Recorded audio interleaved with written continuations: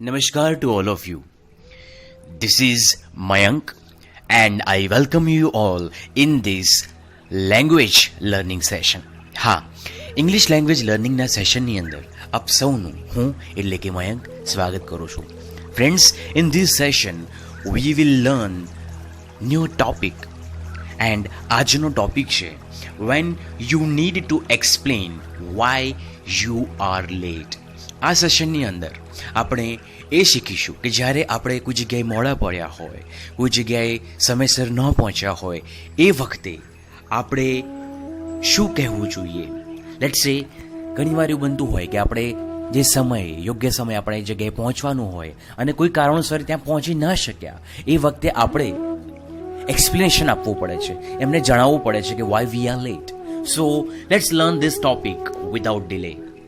Friend, let's say when you are late because of not getting a taxi, તમને કોઈ સાધન ન મળ્યું એને લઈને તમે જો લેટ છો તો તમે એવું કહી શકો, I couldn't get a taxi, that's why I am late.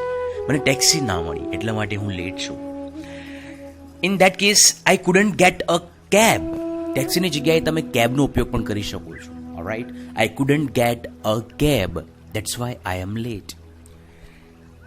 તમે સમયસર નથી પહોંચ્યા પૂછાતો એક કોમન પ્રશ્ન, વાય આર યુ લેટ? ત્યાં તમારે કહેવાનું હોય છે my ride didn't show up. My ride didn't show up. My ride એટલે મારી સવારી આવી નહીં, એટલે તમારે બીજી સવારીનું અરેન્જમેન્ટ કરીને આવવું પડ્યું. ઇટ કેન બી બસ સવારી, ઇટ કેન બી કાર સવારી, it can be any ride. Okay, તો તમારી જે સવારી હતી, ઓટો રિક્ષાની સવારી, તમારી જે સવારી હતી એ ન આવી, એને લઈને તમે લેટ આવ્યા છો, એ જાણવા માટે my ride didn't show up. I missed my ride. I missed my ride. Missed એટલે ચૂકી જવું, માય રાઇડ એટલે મારી સવારી હું ચૂકી ગયો, એટલા માટે હું મોડો છું. That's why I am late. Why are you late? I missed the train. તમે ટ્રેનથી કમ્યુટ કરતા હોય અને ટ્રેન છૂટી જાય, આઈ મિસ્ડ ધ ટ્રેન. અહીંયા આપણે એક શબ્દ ગેસ કરવાનો છે, ધ વોઝ લેટ. હવે અહીંયા શું લેટ છે? Can you see the symbol? Yes, bus. The bus was late. Usually ઘણીવાર એવું બનતું હોય કે બસ સમયસર ના આવે, તો ઇન દેટ કેસ તમે એવું કહી શકો, the bus was late, that's why I am late.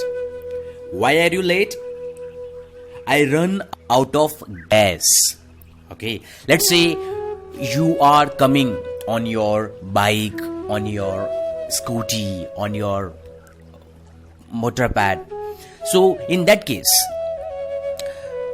એની અંદર પેટ્રોલ ખલાસ થઈ ગયું અને એ પેટ્રોલ ખલાસ થઈ ગયું અને એને લઈને તમે પેટ્રોલ પુરાવા ઊભા રહ્યા અને એ મીન વાઇલ તમે લેટ થયા. આ કારણને લઈને તમે લેટ થયા છો. તો તમારા મોપેડ, બાઇક, સ્કૂટી, એક્ટિવાની અંદર પેટ્રોલ ખતમ થઈ ગયું અને તમે લેટ છો. આઈ run out of gas. I run out of gas એટલે કે બળતણ, ફ્યુઅલ જે છે એ મારા વ્હીકલમાં નહોતું, એ પૂરું થઈ ગયું હતું, એને લઈને I am late. I had to stop for gas. મારે ફ્યુઅલ પુરાવા માટે રોકાવું પડ્યું હતું, that's why I am late. Why are you late? I had to get a gas. I had to get gas. મારે ફ્યુઅલ પુરાવવું પડ્યું એટલા માટે. I was stuck in traffic.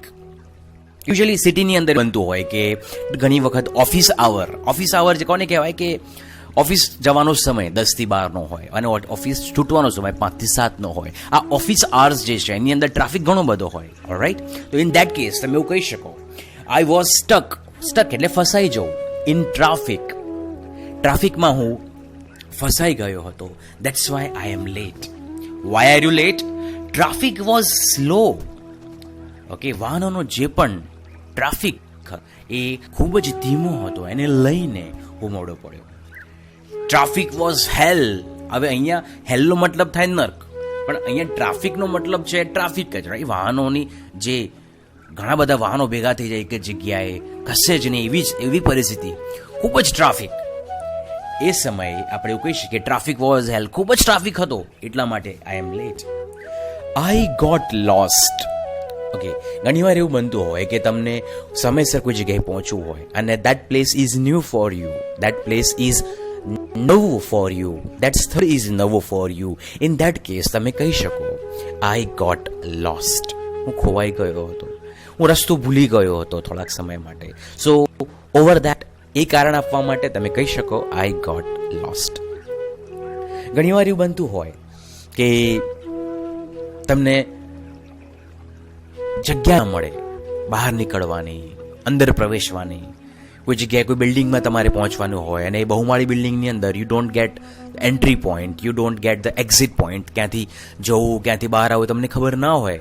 In that case તમે કહી શકો આઈ મિસ્ડ માય એક્ઝિટ. હવે ઘણીવાર એવું બને કે દેટ યુ આર લેટ, કારણ કે રોડ ઉપર કન્સ્ટ્રક્શન ચાલતું હોય, ડ્રેનેજનું કામ ચાલતું હોય, કોઈ બિલ્ડિંગનું કામ ચાલતું હોય, એને લઈને ડાયવર્ઝન આપેલા હોય છે રોડ ઉપર, તમને ખ્યાલ હશે. તો એવી પરિસ્થિતિને લઈને તમે જો લેટ પડ્યા છો તો તમે કહી શકો there was construction, there was diversion on the road, there was construction on the road. Road ઉપર બાંધકામ ચાલતું હતું, એને લઈને ડાયવર્ઝન આપેલા હતા, એને લઈને તમે મોડા પડ્યા છો. ઘણીવાર એવું બને કે કોઈ રોડ ઉપર કોઈ એક્સિડન્ટ થાય અને લઈને ટ્રાફિક જામ થઈ જાય અને તમે લેટ. તો there was an accident, that's why I am late. There was an accident, there was અકસ્માત, that's why I am late. અને લેટ્સ સે કે તમે સમયસર પહોંચી પણ ગયા અને એ કાર્યક્રમમાં સમયસર પહોંચી ગયા, એ સ્થળે સમયસર પહોંચી ગયા, પણ તમને પાર્કિંગ પ્લેસ ના મળી. બનતું હોય છે ઘણીવાર એવું કે we don't get a parking place. Okay, તો એ વખતે તમે એવું કહી શકો આઈ વોઝ લુકિંગ ફોર પાર્કિંગ. હું જે વ્હીકલ લઈને આવ્યો છું એને પાર્ક કરવા માટે જગ્યા તો જોઈએ, સાધનને પાર્ક કરવા માટે એ શોધી રહ્યો હતો. આઈ વોઝ લુકિંગ ફોર પાર્કિંગ. સાધન મૂકવા માટેની જગ્યા હું શોધી રહ્યો છું અને એને લઈને I am late. I was looking for parking. અને એવી જ રીતે તમે બીજી રીતે પણ કહી શકો આઈ couldn't find a parking place. Okay, મારા વાહનને પાર્ક કરવાની જગ્યા નહોતી મળતી. ઓકે, અને જગ્યા શોધી અને પાર્ક કરી અને લઈને I am late. I couldn't find a parking place. Let's say તમને પાર્કિંગ પ્લેસ ના મળી, એના માટેના 3 જવાબ છે. I was looking for a parking, I could not find a parking, I couldn't find a place to park. અહીંયા parking કરવાની જગ્યા બીજે પાર્ક કરવા જોઈએ, એને લઈને હું મોડું છું. I couldn't find a place to park. તો મિત્રો, મોડા પડવા માટેના ઘણા બધા કારણો હોય છે અને બધા જ કારણો we are discussing right now. We are discussing ઘણા બધા કારણો, વ્યાજબી કારણો for being late. Now let's take a look for another reason. It took me longer to get here than I thought it would be. હવે ઘણીવાર એવું થાય કે તમને એમ હોય કે કોઈ જગ્યાએ પહોંચવા માટે તમને 30 મિનિટ, અડધો કલાક જોઈશે, અને લેટ્સ સે યુ ટુક 45 મિનિટ્સ, તમને પોણો કલાક થઈ ગયો.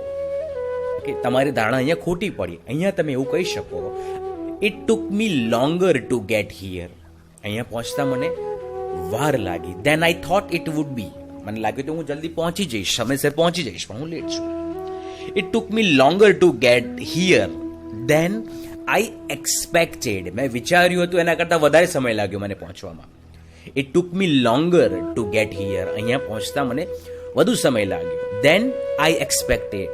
મેં વિચાર્યું તું એના કરતાં, મેં ધાર્યું તું એના કરતાં. I didn't realise this was so far. Let's say કોઈ જગ્યાએ તમારે પહોંચવાનું છે અને તમને એવું લાગશે કે હું પહોંચી જઈશ, સમયસર પહોંચી જઈશ, પણ એ રસ્તો ખાડાવાળો હોય, ડાયવર્ઝનવાળો હોય, એક્સિડન્ટ હોય, ટ્રાફિક હોય, એને લઈને એ રસ્તો તમારે લાંબો પડ્યો, સમય વધુ લાગ્યો. અહીંયા તમારે એવું કહેવાનું હોય, કારણ આપવાનું છે I didn't realise this was so far away. I didn't realise, મને અનુભૂતિ જ નથી, મને અનુભવ જ નહોતો, મને ખબર જ નથી. ધીસ વોઝ સો ફાર અવે. આ જગ્યા તો દૂર છે.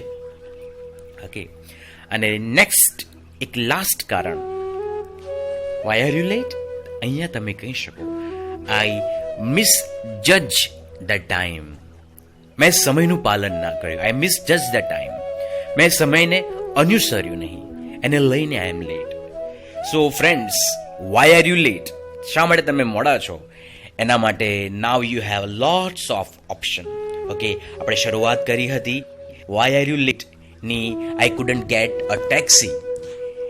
સાધન ન મળ્યું એને લઈને શરૂઆત કરી હતી, અને જે પહોંચ્યું છે એ આઈ મિસજજ ધ ટાઈમ ત્યાં સુધી. તો આશા રાખું છું મોડા પડવા માટેના ઘણા કારણો જવાબદાર હોય છે, અને એ બધા કારણો માટે, એ બધા જવાબો માટે this session, this word knowledge, this sentence knowledge would be useful for you. આ જે શબ્દો આજે આપણે શીખ્યા, જે વાક્યો આપણે શીખ્યા મોડા પડવા માટેના, this would be useful for you, this would be ઉપયોગી for you. Thanks a lot for giving your time. Thank you very much.